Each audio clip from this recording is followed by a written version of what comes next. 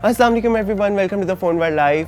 आज आप देख सकते हैं मेरे पास एक बिल्कुल लेटेस्ट डिवाइस है जो कि Xiaomi ने अभी लॉन्च की है, जो कि Xiaomi Redmi Note 5 के नाम से लॉन्च हुई है पाकिस्तान में। और मैं सबसे पहले आपको बताता चलूँ, रिव्यू करने से पहले मुझे भी काफ़ी ज़्यादा कन्फ्यूजन थी क्योंकि इसके 3 वेरिएंट्स हैं जो कि आपको GSM अरीना और दूसरी सोर्सेज पर भी पता चलेंगे, क्योंकि तीनों में बिल्कुल माइनर से डिफरेंसेस हैं। लेकिन सिर्फ एक चाइनीज़ वेरिएंट है, एक पाकिस्तान में उन्होंने स्पेसिफिकली लॉन्च जो की है। लेकिन अभी मेरे पास जो डिवाइस है प्रो वेरिएंट है उसका, जिसके अंदर सिर्फ ये फ़र्क है कि इसके अंदर स्नैपड्रैगन 636 यूज़ हुआ है, जबकि दूसरा प्लस वेरिएंट है उसके अंदर आपको 625 मिल रहा है। और एक और वेरिएंट भी है जो कि AI कैमरा के नाम से है, जिसके अंदर सिर्फ फ़र्क ये है कि वो लो लाइट फोटोग्राफी के लिए भी ऑप्टिमाइज है। बाकी मुझे ऐसा फ़र्क मैंने सर्च करने की कोशिश की, मुझे तो नहीं फील हुए। तो क्योंकि मेरे पास अभी Redmi Note 5 Pro अवेलेबल है तो मैं आपको इसका रिव्यू करके बताऊंगा। तो फिर इस डिवाइस में आपको मिलता है Qualcomm Snapdragon 636 Adreno का 509 के GPU के साथ, जिसके अंदर रैम अवेलेबल है आपको ये वाला वेरिएंट 3GB और 32GB रोम के साथ। प्रोसेसर इसके अंदर ऑक्टा कोर का अवेलेबल है 1.8 GHz का, जबकि डिस्प्ले इसके अंदर आपको फुल HD का मिल रहा है, यानी कि 1080x2160 के रेजोल्यूशन के साथ। और इसका डिस्प्ले भी आप देख सकते हैं फुल एस्पेक्ट रेशो के साथ है। 6 इंचेस की डिवाइस है और इसकी PPI और DPI भी ठीक है, मुझे कलर्स ठीक लगे हैं, कोई पिक्सेलेटेड नहीं। लेकिन मुझे डिज़ाइन पॉइंट ऑफ व्यू से आई डोंट नो वाई मुझे ये वाला कलर नहीं पसंद। इसके अंदर आपके पास और भी 2 चॉइसेस हैं जो कि दराज पर भी सेल लगेगी। इसके अंदर आपको ब्लू कलर में भी अवेलेबल होगी डिवाइस और ब्लैक में भी। तो gold colour I don't know why मुझे अट्रैक्ट नहीं करता, क्योंकि बैक से गोल्ड फ्रंट से वाइट अजीब सी थोड़ी सी लुक देता है। हाँ, बाकी हैंडलिंग पॉइंट ऑफ व्यू से ऑब्वियसली नोट है तो नोट के साइजेस यूजुअली बड़े हुआ करते हैं, और बड़ी डिवाइसेज जिन लोगों को यूज़ करने की आदत है उनके लिए फ़ोन सही रहेगा। बाकी बैटरी इस डिवाइस में आपको काफ़ी अच्छी मिल रही है, यानी कि 4000 mAh की, क्योंकि ऑब्वियसली साइज़ इसका बड़ा है तो बैटरी भी ज़्यादा कंज्यूम करता है। इस वजह से इसके अंदर बैटरी आपको अच्छी दे दी गई है।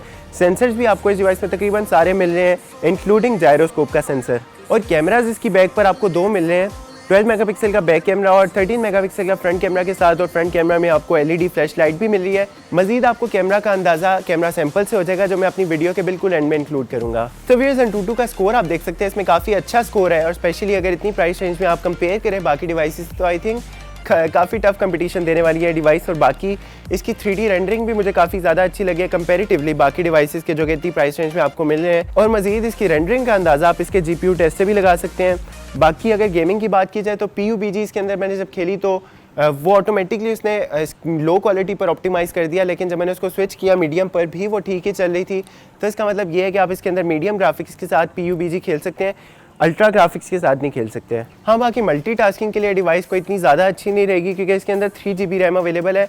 गेमिंग के साथ स्पेशली अगर आप मल्टीटास्किंग करेंगे तो थोड़ा बहुत मसला करेगी। लेकिन मे बी जो इसका दूसरा वेरिएंट है 4GB रैम के साथ, उसके अंदर आई थिंक बल्कि बेटर परफॉर्मेंस होगी, क्योंकि इसके अंदर ऑब्वियसली रैम ज़्यादा है, तो मल्टीटास्किंग के लिए आपके लिए काफ़ी ज़्यादा हेल्प होगी। तो फिर डिज़ाइन आप इसका देख सकते हैं। वेल, डिज़ाइन के बारे में मैं आपको एक और बात बता दूं कि डिज़ाइन इसका काफ़ी ज़्यादा मिलता जुलता है Xiaomi S2 जो कि लेटेस्ट अभी लॉन्च हुआ है उससे।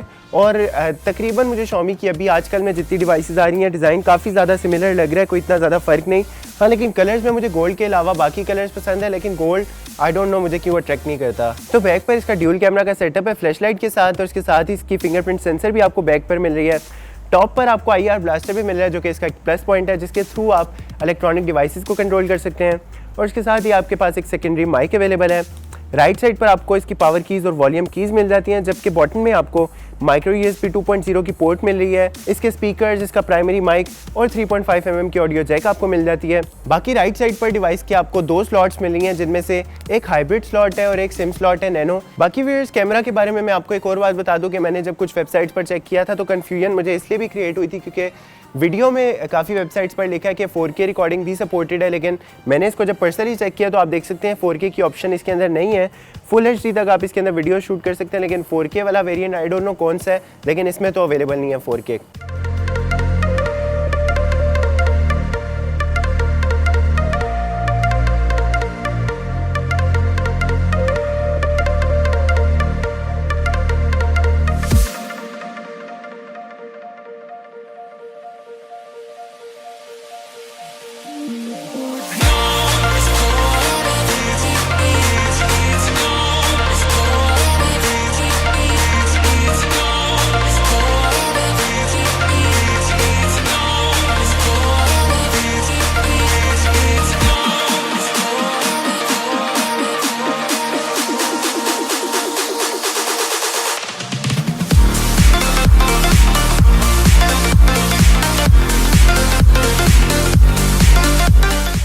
गाइस ये था Xiaomi Redmi Note 5 Pro variant का detail review.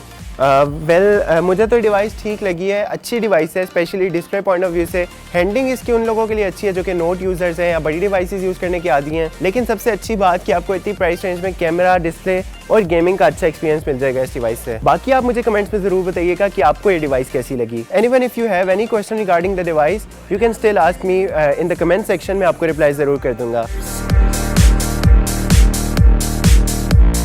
Shooting from the sky as if from